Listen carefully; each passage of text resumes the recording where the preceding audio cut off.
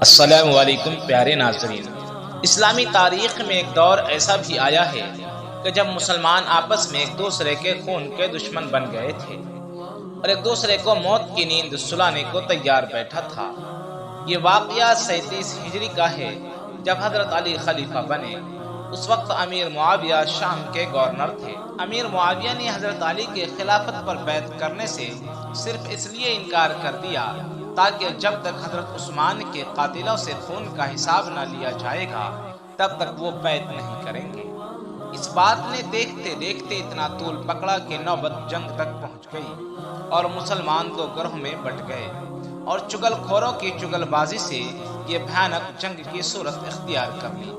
تاریخ دانوں کے مطابق اس جنگ میں جتنا نقصان ہوا تھا اتنا کسی جنگ میں نہیں ہوا ہے، اس لیے کہ دونوں طرف سے نقصان صرف مسلمانوں کا ہی ہوا اور مشرکین نے جو چال چلی تھی اس میں وہ کامیاب ہوا۔ اس جنگ کے بعد مسلمان کئی فرقوں میں تقسیم ہوئے، جس کا نظارہ آج بھی آپ دیکھ رہے ہیں۔ اس جنگ کے بعد جو فرقہ بازی تیار ہوا اور ہر ایک گروہ دوسرے کو غلط ثابت کرتا رہا اور اپنا دشمن سمجھتا رہا۔ پیارے دوستو، اس وقت مسلمان کئی فرقوں میں تقسیم ہوا جو آج تک ایک نہیں ہوئے۔ اس جنگ کے بعد حضرت عثمان کی بات بالکل صحیح ثابت ہوئی جو حضرت عثمان رضی اللہ تعالیٰ عنہ نے شہادت سے پہلے کی تھی کہ اگر مسلمانوں میں شہید ہوا تو یاد رکھنا کہ کبھی بھی تم ایک ساتھ جہاد نہ کر سکو گے اور نہ ایک ساتھ نماز پڑھ سکو گے۔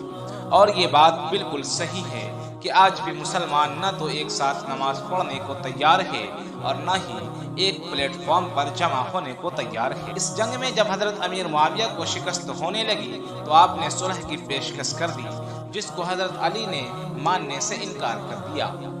حضرت علی کے انکار کرنے کے بعد آپ کے ساتھیوں نے آپ سے کہا کہ انہیں معاف کر دیں اور جنگ ختم کر دیں۔ پہلے ہی مسلمانوں کا بہت نقصان ہو گیا ہے، اب اور خون خرابہ صحیح نہیں ہے۔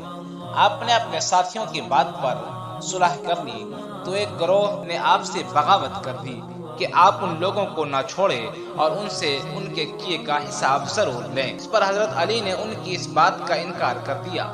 حضرت علی کے انکار کرنے کے بعد وہ لوگ حضرت علی سے الگ ہو گئے اور اپنا ایک امیر بھی بنا لیا، جس کو آج ہم اور آپ خوارج کے نام سے جانتے ہیں۔